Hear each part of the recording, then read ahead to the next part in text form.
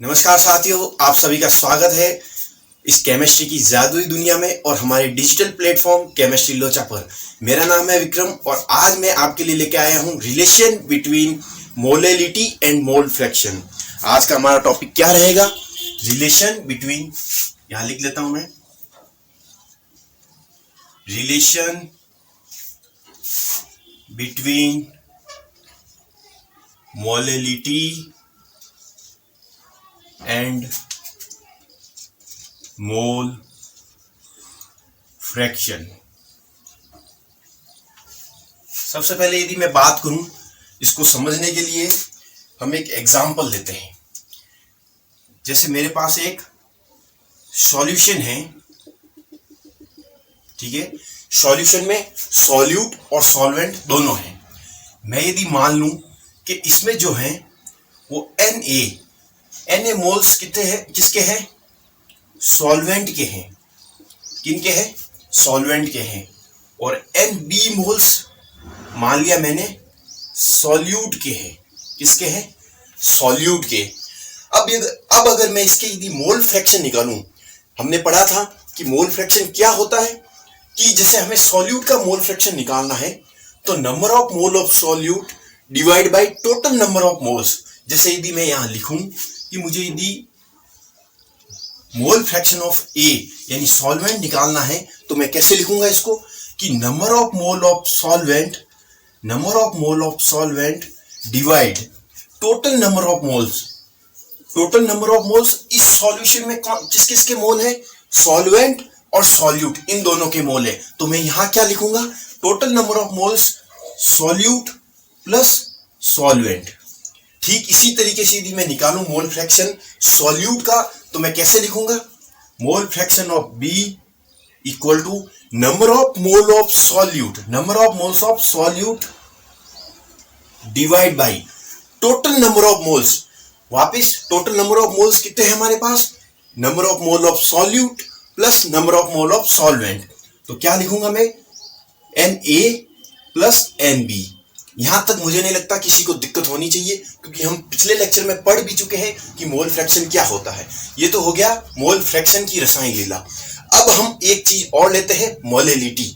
Molality भी हमने पढ़ा कि क्या होती है मोलेलिटी। ये तो हो गया मोल फ्रैक्शन, ठीक है। अब हम लिखते हैं मोलेलिटी। यहां लिख देता हूं मैं मोलेलिटी। क्या होती है मोलेलिटी? हमने क्या पढ़ा था कि number of mole of solute present in, यहां लिख देता हूं मैं, number of mole of solute. हमने सॉल्यूट क्या लिखा था? बी। तो number of mole of solute divide bye weight of solvent. Solvent हमने क्या लिया था? ए। तो WA। यदि ये ग्राम में होगा तो ये मल्टीप्लाई बाय 1000 होगा। ये हमने मोलेलिटी पढ़ी थी। अब वक्त आ गया है मोल फ्रैक्शन और मोलेलिटी के बीच रिलेशन निकालने का, ठीक है। तो हम कैसे निकालेंगे? यदि जो हमारे पास मोल फ्रैक्शन है, यदि मैं इस मोल फ्रैक्शन को उठाऊं यहां से, तो मैं इनका यदि रेशियो लूं मोल फ्रैक्शन का, मोल फ्रैक्शन ऑफ बी और मोल फ्रैक्शन ऑफ ए का यदि मैं रेशियो निकालूं तो कैसे निकालूंगा मैं? Mole fraction of solute divide by mole fraction of solvent equal to क्या होगा? NB number of mole of solute divide by total number of moles divide by number of mole of solvent divide by total number of moles। अब यहां से यदि मैं ratio निकालूं तो ये टोटल नंबर ऑफ मोल्स जो है वो आपस में कैंसिल हो जाएंगे। भाई हमने डिवाइड किया है, रेशियो निकाल रहे हैं, तो जो सेम है वो आपस में कैंसिल हो जाएंगे। तो अब हमारे पास क्या बचा? अब हमारे पास बचा कि mole fraction of B divide by mole fraction of A equal to क्या बचा हमारे पास? Number of mole of solute divide by number of mole of solvent. ये चीज हमारे पास बची, ठीक है। अब यदि मैं बात करूं कि यहां से यदि मैं number of mole of solute बाहर निकालूं इस फॉर्मूले से, तो मैं कैसे लिखूंगा इसको? Number of mole of solute is equal to molality multiply by weight of solvent. कैसे लिखूंगा मैं इसको? मोलेलिटी ये चीज इधर जाएगी तो क्या होगा, multiply wait of solvent divide bye, ये मल्टीप्लाई में है तो किस में चला जाएगा, डिवाइड में चला जाएगा। ये चीज यहां से निकलेगी, number of moles of solute. अब हम एक ही सॉल्यूशन की बात कर रहे हैं, हमने इसी सॉल्यूशन के लिए मोल फ्रैक्शन निकाला और इसी सॉल्यूशन के लिए हमने मोलिलिटी निकाली। तो अब जो number of moles of solute है वो यहां और यहां सेम होंगे। तो अब मैं यहां से number of mole of solute की जो ये वैल्यू है, ये यदि मैं इस इक्वेशन में पुट कर दूं, इक्वेशन नंबर 2 में यदि मैं पुट कर दूं, तो हमारे पास क्या आएगा, हमारे पास आएगा कि mole fraction of solute divide by mole fraction of solvent is equal to, NB की जगह मैं क्या लिख लूंगा, molality multiply by weight of A यानी सॉल्वेंट डिवाइड बाय 1000। कैसे लिखूंगा मैं इसको, कि molality multiply by weight of solvent divide by 1000। ठीक है। अब यहां नीचे क्या लिखा हुआ है, number of moles of solvent. अब बारी आती है number of mole of solvent. हमें पता है कि जो हम मोल्स निकालते हैं वो मोल्स कैसे निकालते हैं, मास डिवाइड बाय मोलर मास। कैसे निकालते हैं, मास डिवाइड बाय मोलर मास। तो इसको मैं ऐसे लिख सकता हूं कि वेट ये हम जो निकाल रहे हैं नंबर ऑफ मोल्स, वो किसका निकाल रहे हैं, number of moles of solvent. तो मैं क्या लिख दूंगा, Na इज इक्वल टू क्या होगा, wait of solvent divide by molar mass of solvent. ठीक है, ये हमारे पास आया number of moles of solvent. ठीक है, हमने नंबर ऑफ मोल, हम फिर एक वही बात कहूंगा मैं कि हम सेम सॉल्यूशन की बात कर रहे हैं। तो यहां जो number of moles of solvent है और यहां जो number of mole of solvent है वो दोनों सेम होंगे। अब यहां से यदि मैं ये वैल्यू यहां पुट कर दूं, number of moles of solvent की जगह ये पुट कर दूं, तो हमारे पास क्या आएगा, ये मिटा देता हूं मैं, यहां वापस लिख लेता हूं। जैसे हमारे पास क्या था कि mole fraction of B divide by mole fraction of a is equal to, हमारे पास क्या बचा था कि हमारे पास था molality multiply by weight of solvent divide by 1000। अब हमारे पास यहां क्या था, number of moles of solvent, उसकी जगह मैं क्या लिख दूंगा, weight of solvent divide by molecular mass of solvent. तो यहां लिखूंगा मैं मॉलिक्यूलर मास ऑफ सॉल्वेंट, ये डिवाइड में है तो ऊपर जाएगा तो मल्टीप्लाई में हो जाएगा, तो यहां लिख दूंगा मैं मॉलिक्यूलर मास ऑफ सॉल्वेंट। ठीक है।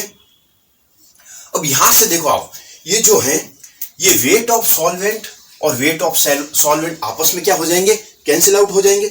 तो अब हमारे पास क्या बचा, हमारे पास बचा कि mole fraction of solute divide by mole fraction of a is equal to molality multiply by molecular mass of solvent divide by 1000। ये हमारे पास एक रिलेशन आ गया। यदि यहां से मैं यदि मोलिलिटी को बाहर निकालूं तो क्या होगा, हमारे पास मोलिलिटी जो आएगी हमारे पास वो आ जाएगी mole fraction of B divide by mole fraction of A. ठीक है, ये मल्टीप्लाई, ये 1000 जो है वो डिवाइड में यहां जाएगा तो मल्टीप्लाई में हो जाएगा, 1000 से मल्टीप्लाई डिवाइड बाय, ये मॉलिक्यूलर मास या मल्टीप्लाई में है तो इधर जाएगा तो क्या होगा, डिवाइड में आ जाएगा, मॉलिक्यूलर मास ऑफ सॉल्वेंट। ये हमारे पास एक रिलेशन आ गया इसका मोलिलिटी और मोल फ्रैक्शन के बीच में। ठीक है। अब यदि मैं बात करूं कि जो हमें पता है कि जो मोल fraction of a solvent plus mole fraction of solute ये होता है हमेशा 1। तो अब यहां से मैं यदि निकालूं कि मोल फ्रैक्शन ऑफ, यदि मैं ए निकालूं तो क्या आएगा, मोल फ्रैक्शन ऑफ ए यानी सॉल्वेंट जो आएगा वो आएगा, मोल फ्रैक्शन ऑफ ए निकालना है तो मोल फ्रैक्शन ऑफ बी को उधर भेजूंगा मैं सॉल्यूट को, तो 1 minus mole fraction of solute. अब ये वैल्यू मैं यदि इस फॉर्मूले में यहां पुट करूं तो क्या आएगा मेरे पास, ये मिटा देता हूं मैं, यहां पे लिख देता हूं। अब मेरे पास क्या आएगा कि जो मोलिलिटी है वो मेरे पास क्या आएगी, मोलिलिटी जो है वो आएगी mole fraction of B divide by 1 minus mole fraction of b multiply by 1000 divide by molar mass of solvent. ये हमारे पास एक रिलेशन आ गया मोलिलिटी और मोल फ्रैक्शन ऑफ सॉल्यूट के बीच। ठीक है, अब अगर मैं कहूं कि जो मोल फ्रैक्शन ऑफ सॉल्यूट है, यदि कोई सॉल्यूशन बहुत ज्यादा डाइल्यूट है, तो हम क्या कहेंगे कि जो मोल फ्रैक्शन ऑफ बी है वो बहुत ही कम होगा। किससे? 1 से।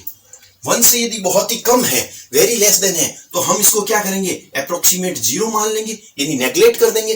अब यदि यहां से यदि मैं नेग्लेक्ट करूं, एक्स बी अप्रोक्सीमेट यदि 0 हो तो यहां 0 रखूंगा मैं, तो 1 माइनस 0 1, तो हमारे पास एक नया रिलेशन आ जाएगा।